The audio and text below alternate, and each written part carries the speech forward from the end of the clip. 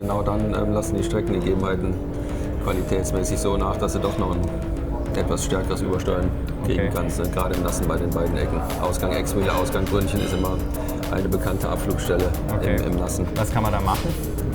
Einfach feinfühlig ans Gas gehen. Okay.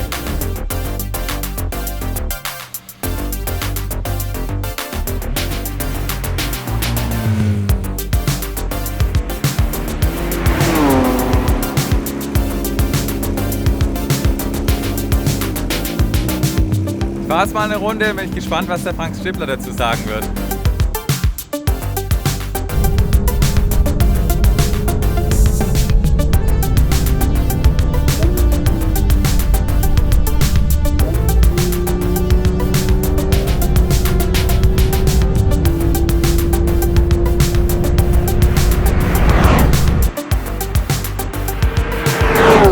Super war's. Ja, noch echt feucht, teilweise Pfützen, teilweise komplett trocken, sehr wechselhaft, was eine wirkliche Herausforderung ist. Also spannend und ich denke, Frank Stippler wird viel dazu zu sagen haben. Wenn du so fährst, wie du mir vorgefahren bist, dann gibt es nicht viel zu kritisieren. Ernsthaft? Okay.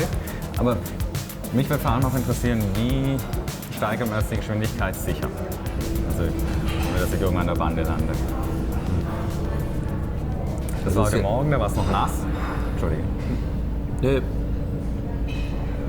Also im Grunde genommen ist die Kunst, wobei ich da bei dir ein ganz gutes Gefühl habe, dass du so nach und nach dich so steigerst, dass du immer mal gleichmäßig über die Strecke verteilt 6-7% so nach und nach zulegst. Ne? Weil du sehr langsam anfängst, richtigerweise, aber im Grunde genommen überall gleichmäßig verteilt einen sehr schönen Rhythmus gefahren bist. Ne? Du hast einen gleichmäßigen Bremsdruck, die Bremspunkte haben überall gestimmt, die Einlenkpunkte haben gestimmt. Und darauf kannst du jetzt seriös aufbauen. Ne?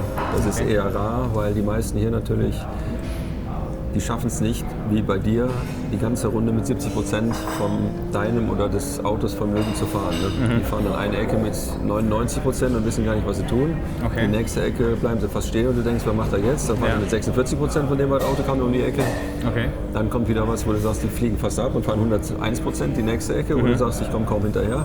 Okay. Und bei dir war das halt ein Rhythmus, der immer gleichmäßig war und da musst du jetzt immer so, kannst du, solange du dich in der Bauchgegend wohlfühlst, immer so 3-4% nachlegen. Ne? Und dann gleichmäßig über die gesamte Strecke diese 3-4% zulegen. Okay. Aber das war bei dir jetzt im Grunde genommen so gut wie bei kaum einem anderen. Ne? Du hast langsam angefangen, weil du das Auto nicht kennst, der Streckenverlauf war klar. Ja. Du hast aber sehr melodisch gefahren, dann würde ich mal sagen. Ne? Okay. Bei den anderen ist das oft so eine Hackerei, wo du sagst, auf der einen Seite überfährt er das Auto, eine Ecke später ist er so langsam, dass du nebenher laufen kannst, gefühlt. Und eine Ecke später ist er wieder so überm Limit, dass du fast denkst, er fliegt ab. Ne? Okay. Okay. Also eine Basis, auf der man bauen kann und jetzt langsam Geschwindigkeit hinzufügen. Das ist ja der Vorteil, wenn wir vorfahren, den die Teilnehmer haben, dass sie den Speed im Grunde genommen in einem gleichmäßigen Fluss mitfahren können. Ne? Ja. Und die gesteigerte Variante ist eben, wenn sie vorfahren und dann läuft das dann insofern oft aus dem Ruder, als dass da eben kein Rhythmus da ist. Und das war bei dir eben fast, das ist einer der ganz wenigen, komplett anders. Ne? Du bist wirklich, kannst du sagen, auf einem 70%-Level die ganze Runde schön durchgefahren. Ne? Okay, interessant. Das müsste der Simulator sein, weil das ist das Einzige, was ich an Übung habe. Ja, das ist wirklich interessant, ja. Weil die Schwankungen von Kurve zu Kurve, die sind bei allen anderen deutlich größer geworden und gewesen. Das merke ich auch, wenn ich dann selbst ein bisschen zu viel Prozent dazu nehme, dass ich dann teilweise diese Schwankungen reinbekomme. Dass es dann diesen Fluss verliert, diesen Rhythmus, dass der verloren ging. Ja. Das ist eigentlich dann oft der Fall, wenn man sich selber fahrerisch überfährt und überfordert im Grunde genommen. Ja.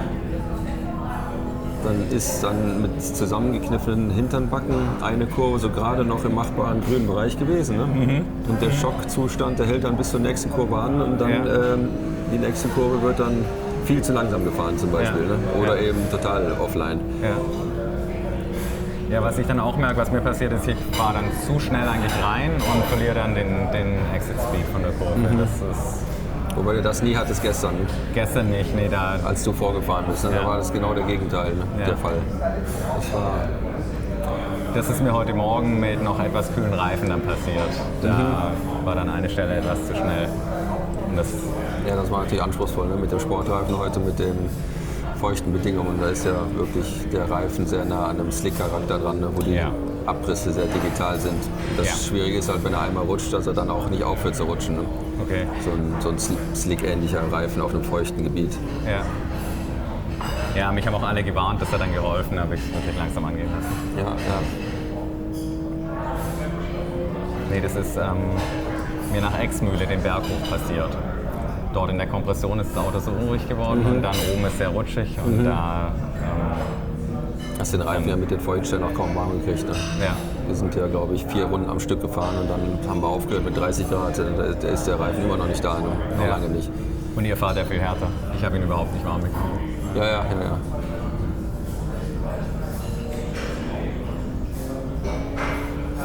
das Sönnchen schon da. Genau hier, da ist das passiert. Und dann hier oben habe ich... Weil du auch Banking nachlässt. Du fährst in den Hang rein, hast dann einigermaßen guten Grip und dann lässt das Banking nach und gleichzeitig da, wo du ans Gas härter rangehst, kippt die Straße sogar einen Ticken nach außen, ähnlich wie im Brünnchen. Ne? Das macht die beiden Kurven so anspruchsvoll.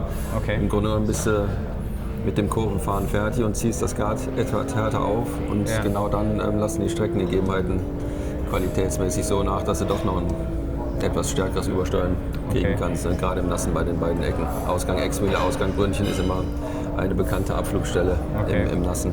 Was kann man da machen? Einfach langsam feinfühlig ans Gas gehen. Ne? Okay. Gerade mit den Slick-ähnlichen Reifen, wenn du damit ins Feuchte fährst, dann musst du eben mit spitzen Fingern lenken und mit einem feinfühligen Fuß die Pedale bedienen. Ne? Ja. Ist das neue Asphaltstück, das du erwähnt hattest? Also vorher? Kommt jetzt noch. Erst? Ja. Das erste aus dem letzten Winter, die erste Asphaltstelle, die ist jetzt Anfahrt Kesselchen hoch. Okay. So oben auf dem höchsten Punkt der Kuppe jetzt hier. Ja. Das kannst du vielleicht sogar fast auf dem Video sehen hier. Ah ja, da. Der Wechsel? Hier ist der Cut. Ja, okay. Hier ist jetzt guter Asphalt. Ne? Da kannst du fast auch noch ideal in die fahren, weil eben die Asphaltporen noch nicht zugefahren sind mit dem Gummi. Okay. Das ist aber hier schon wieder zu Ende. Bremsphase ist schon rutschig. Die Kurve ist extrem rutschig, die Steilkurve. Rutschig, ja. Was ist denn da der richtige Scheitelpunkt? Da bin ich immer unschlüssig. Das ist auf der rechten Seite Laternenmast. Laternenmast, okay. Ja, ein Lautsprechermast ist das. Ja. Den kannst du relativ gut finden. Jetzt 3-mal hintereinander in allen Rechtskurven, oben die hohe 8 auch. Da kannst du mit dem Blick relativ frühzeitig versuchen, innen auf der Seite rechts den Lautsprechermast zu suchen und zu finden. Dann, das ist der Einlenkpunkt, das ist der Scheitelpunkt, wo du hin musst. Und hier habe ich gesehen, da fährst du eigentlich früher raus. Ich bin da simulatormäßig immer innen gefahren. Wo? Was ist da der Unterschied an dieser zweifach rechts nach dem Karussell? Weiß nicht, da können wir nochmal. Da. Genau, in der hier. Also die beiden So bin ich genauso gefahren. Da bist du genauso gefahren? Ja. Ah, okay. Das ist identisch mit dem, was du jetzt ja gerade gefahren bist. Also die Linie, die deckt sich sowieso dem Simulator sei Dank offensichtlich eigentlich 100%ig mit meiner Linie. Okay. Ich bin mit dem Video von dieser Hotlap vom Bergmeister mit dem Auto sozusagen schlafen gegangen die letzten paar Wochen. Ja, der Jörgi weiß ja auch, wo es lang geht. Hier suchst du im Grunde den Lautsprechermasten auf der rechten Seite, ähnlich wie unten in der Steilkurve. Der da? Genau. Okay. Und der nächste Wippermann rein ist das nochmal so und Eschbach auch. Oh, bei der, wo wir gerade waren, mit dem Lautsprechermast, da versetzt es mir oben auf das Auto. Habe ich zu spät reingebremst? Ist dir da was aufgefallen?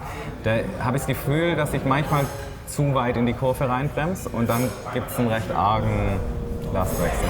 Ja? Ja. Ich habe jetzt bei der letzten Runde mal versucht... Bei der nicht? Bei der danach nicht. Die danach, genau. Ich bremse hier bis da und bin da wieder auf dem Gas. Ja, da bremse ich auch viel rein. Okay. Relativ tief. Was mache ich? Da ist auch keine Bodenwelle. Also das müsste eigentlich... Okay. Das kann auch Einstellungssache vom Auto sein. Okay. Wenn du jetzt schneller wirst... Ja, vielleicht zu abrupt, ich glaube zu schnell runter von der Bremse und dann hat so ein Dreher. Vielleicht der Lastwechsel, ja. Ah ja, da war gelb. Was war? Ach nein, ich war mir nicht sicher, er ist mit Warnblinkanlage gefahren und ich habe überlegt, ob ich eine gelb-rot oder so übersehen habe. Ich war mir nicht sicher, was los war und dann war es aber okay. Aber auch der Lautsprechermast wieder, das ist ja der vierte dann. Hier habe ich eine Frage, fährt man da ganz raus und dann den ersten Scheitelpunkt an oder bleibt man ein bisschen weg von außen? Da fährst du ganz außen bis zum schwarzen Schild. Schwarzes Schild ist Einlenkpunkt, ne? Ja. Dann bist du unten ganz drinnen, dann hier 3/4 der Strecke. Okay. Und dann das zweite Mal hier unten am Körper, ist perfekt. Okay. Und da ist der Einlenkpunkt? An dem Ende vom Dreieck, siehst du das Asphaltdreieck da? Ja. An der letzten Spitze längst du ein im Grunde. Okay. Das ist das gleiche jetzt nochmal Ausgang, Brünnchen. Da ist auch nochmal Ende der grauen Rattersteine, ne? An der Spitze. Das ist der 2 Meter dann das gleiche, genau. Okay. Früher darfst du nicht rein, sonst geht ja außen der Platz aus. Aber das passt schön hier.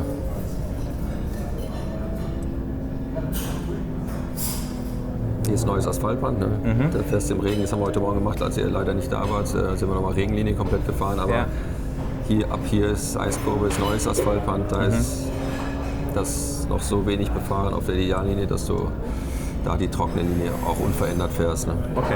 Da ist es noch nicht nötig, dass du irgendwie vielleicht offline fährst oder sowas, was du hier und da schon mal machst auf der Nordschleife. Ja. Das hört jetzt hier auf, das neue Asphaltband hier vor der großen der Gruppe. Wechsel, Ne? wo dann der Brandfleck ist, oder? Genau. Ja.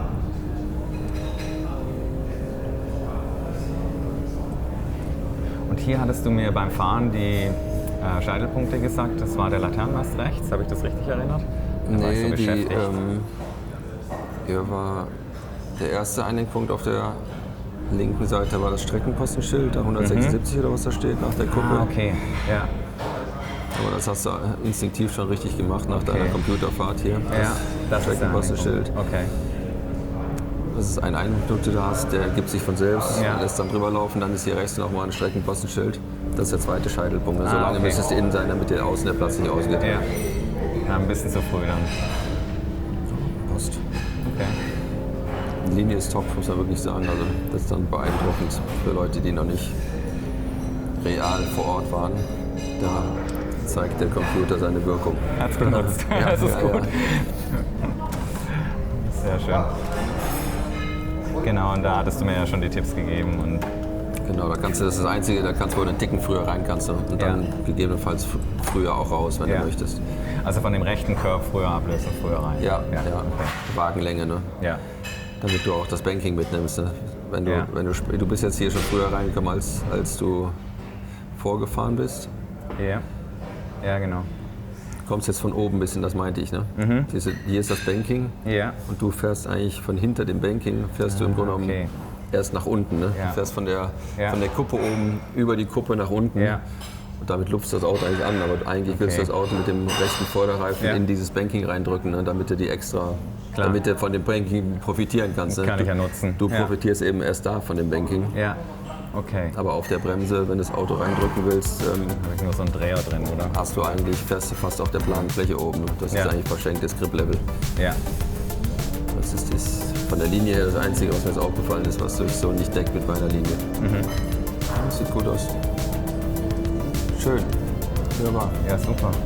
Vielen Dank für die Tipps. Ja, das gerne. ist wirklich extrem hilfreich. Auch für die sehen wir ganzen uns auf der Runden. Bahn gleich Sehen wir noch. später. Bis später. Bis Bahn. Tschüss. Bis Ja, dann. ciao. Tschüss. Das Durchgehen der Linie jetzt mit Frank, das war gerade absolut beeindruckend. Es ist schön zu sehen, dass die Simulatorstunden wirklich was gebracht haben. Ich hätte das nicht erwartet. Ich bin ja mehr oder weniger Anfänger auf der Nordschleife. Ich habe hier 15 Runden, 16 Runden jetzt hinter mir, viele Simulatorrunden vorher und muss vor allem Gefühl fürs Auto bekommen, besser verstehen, wo die Grenzen vom Grip an welcher Stelle sind und seine Tipps, wie man jetzt langsam die Geschwindigkeit steigern kann, die sind einfach Gold wert. Auch die Fahrten gestern mit ihm hinterherfahren zuerst, um wirklich seine Linie zu sehen und besser zu verstehen, wie er bremst, wo er bremst und dann auch einmal vor ihm zu fahren, wo er dann über Funk Tipps gibt, das ist unglaublich hilfreich gewesen. Gerade weil man dann nochmal live mitgeteilt bekommt, in dem Moment, wo man vielleicht den Fehler macht, was man verbessern kann. Wenn man da nur mit 70% fährt, 60%, dann ist es auch in einem Bereich, wo man noch genug drüber nachdenken kann, was man jetzt eigentlich macht. Erstmal die Geschwindigkeit vielleicht ein bisschen rausnehmen und dann Schritt für Schritt 3-4% bei jeder Runde draufpacken oder so, wie man sich eben wohlfühlt damit.